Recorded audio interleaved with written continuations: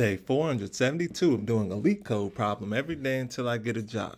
All right, y'all, we're back again. Another day, another LeetCode problem where we're doing daily LeetCode problems. And today we have question number 679, 24 game. The difficulty level is hard, but don't worry because you already know we're going to keep the solution as simple and easy to understand as possible. But before we get started, y'all, don't forget to like, comment, subscribe, and share. And if you need any new Apple AirPods, go ahead and check out that link in the description so you can get you some.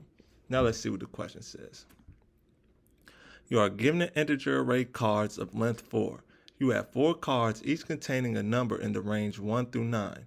You should arrange the numbers on these cards in a mathematical expression using the operators, the plus sign, minus sign, multiplication, and division signs, and the parentheses to get the value 24. You are restricted to the following rules. The division operator represents real division, not integer division. For example, 4 divided by the parentheses 1 minus 2 divided by 3 equals 4 divided by 1 divided by 3, which equals 12. In other words, we are allowed to use a double or decimals. Real division, you use decimals. Integer division, there are no decimals. For operation done, every operation done is between two numbers. In particular, we cannot use the minus sign as a unary operator. For example, if cards equals 1, 1, 1, 1, the expression -1 minus 1 minus 1 minus 1 is not allowed. You cannot concatenate numbers together. For example, if cards are 1, 2, 1, 2, the expression 12 plus 12 is not valid. Return true if you can get such expression that evaluates in 24 and false otherwise. All right, y'all. So that may seem a little bit confusing at first. So let's take a look at these examples just to make sure we're doing this problem correctly. When we look at these examples, you'll see that what the question is asking us to do is not that difficult.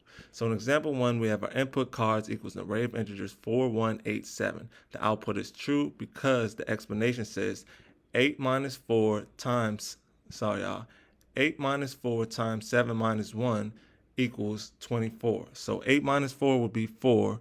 7 minus 1 would be 6. 4 times 6 equals 24. So we return true, right? Because we were able to take these numbers and create a mathematical equation that equals 24 in the end, or a mathematical expression that equals 24. Boom. So in example 2, we have cards equals an array of integers 1, 2, 1, 2. This time the output is false because there is no way we can create a mathematical expression with these integers and only these integers so that we get a value of 24. So we return false. So I hope that makes sense to y'all. And now that we understand the question, let's get into the fun part, the actual solution.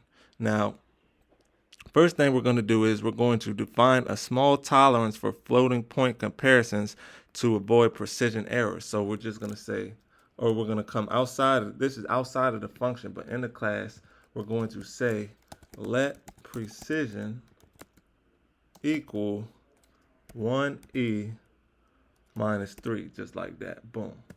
Then we're going to create the target value we want to reach, which is 24. So we're going to say let seeked equal 24.0. Once again, we are using decimals, right? That's what real division is. Integer division, there will be no decimals. Since we're doing real division, we're going to include the decimal here. Now we're going to get into our helper function. So we're going to need to create 2 helper functions. The first helper function is going to return all possible outcomes of combining the 2 numbers. So we come outside of this function, we're going to create our first helper function. We're going to say private func, call this possible parts, open up the parentheses, we're going to say A colon, that's going to be a double, comma, then we're going to say B colon, that's going to be a double as well. Then it's going to return, you guessed it, a double. Boom. Just like that. Then we can open up the brackets. Oh, sorry, it's going to return an array of doubles. Sorry about that, y'all. Moving too fast. I need to slow my roll. All right, now Now we need to start with addition, subtraction, and multiplication. So we're going to declare a variable called res, and we're going to set that equal to an array. Then we're going to say a plus b. Oh, sorry, that should be plus a plus b, comma. Then we're going to say a minus b, comma. Then we're going to say a times b. Boom. Now we only add division if the denominator is not 0. So we're going to come underneath this and we're going to say if a does not equal 0, we're going to open up the brackets and we're going to say res.append, open up the parentheses, b divided by a. Then we could just come outside of this if and we're just going to say return res, just like that. That's one helper function. Now we're going to create a second helper function, and we could do that right here in between the two functions. And this is going to be a recursive function that determines if the given list of numbers can form 24. So we're going to say func judge points 24. Then we're going to open up the bracket. We're going to say underscore nums colon. That's going to be an array of doubles. And then it's going to return a Boolean. So come outside the parentheses and return a Boolean. Then we're going to open up the brackets. Now we're going to create a base case. If there's only one number left, check if it's close enough to 24. So we're going to say if nums.count equals 1, we're going to open up the brackets and we're going to say return nums square bracket 0 is greater than or equal to seeked minus precision and sign nums square bracket 0 is less than or equal to seeked plus precision, just like that. Boom. Now we're going to try every pair of numbers I and j in the list. So we're going to say for I n 0 up to less than sign nums.count.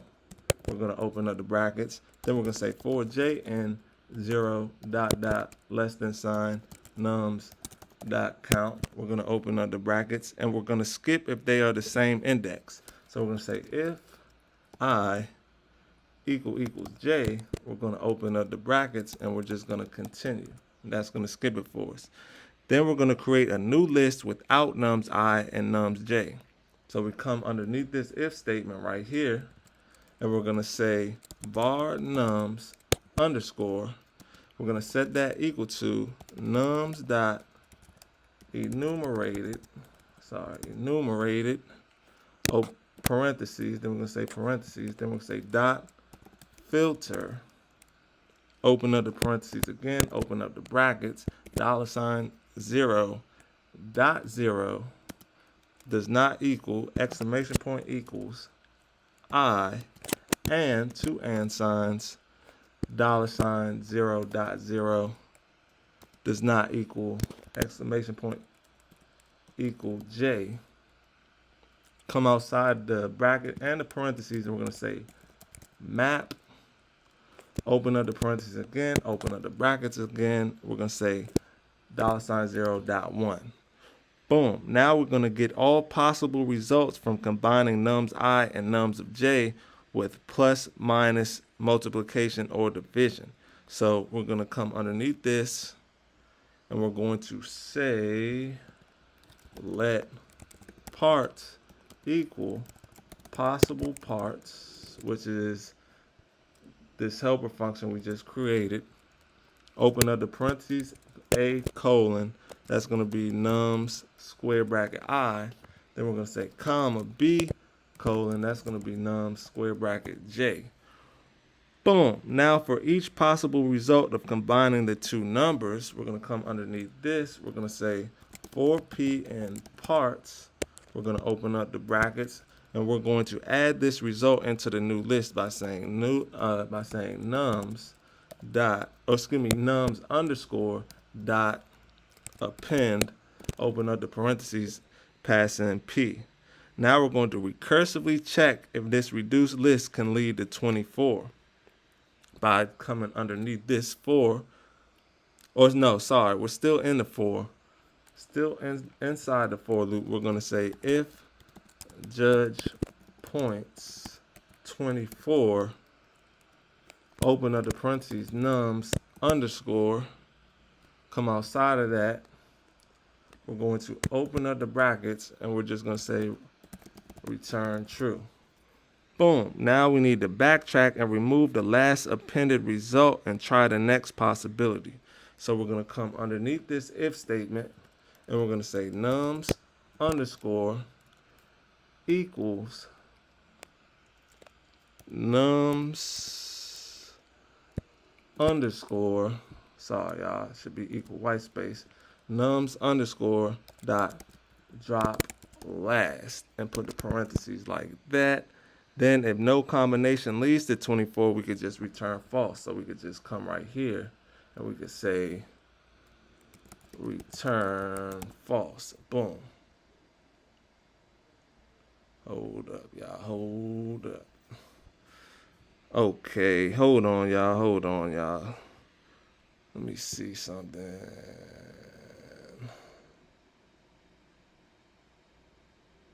Oh, sorry, y'all. This should be, we got to close this if statement up here. It should be closed up there, not down there. Boom, that should be correct. Okay, now all we have to do is call this helper function and this main function by coming right here and saying return judge points 24, open up the parentheses, nums dot map. Then we're going to open up some more parentheses, open up some brackets. We're going to say double, open up some more parentheses, $0. And that should be all she wrote, y'all. Let's give it a run. Oh, I see a typo right here, seeked, but we got a typo right here first. Cannot find nums and scope. Okay, so we need to change, we're going to change cards to nums. Sorry, y'all. Now let's run it. And I see another typo, but we'll handle that when we get there. Boom. Yeah, right here. Seek. Add an E right here. And seeked. Let's run it again. Cannot find false. Gotta add the E. Let's run it again. See if it works this time. And it's accepted, y'all. So let's go ahead and submit it. Make sure it's still accepted after we submit this thing. Let's see, and look at that, y'all. 17 milliseconds beats 7.69% of users. We can definitely get that up. But as I'm sure y'all are aware, I like to pick solutions that are easy to understand, that we can all learn from, because if we're not able to learn from the solution, then we won't be able to apply the knowledge next time on future solutions. So that's why I think it's important to pick a solution that's easy and simple to understand so that we can learn from it. And I think this is a good solution for that. So with that being said, y'all, make sure you get one more look at the code.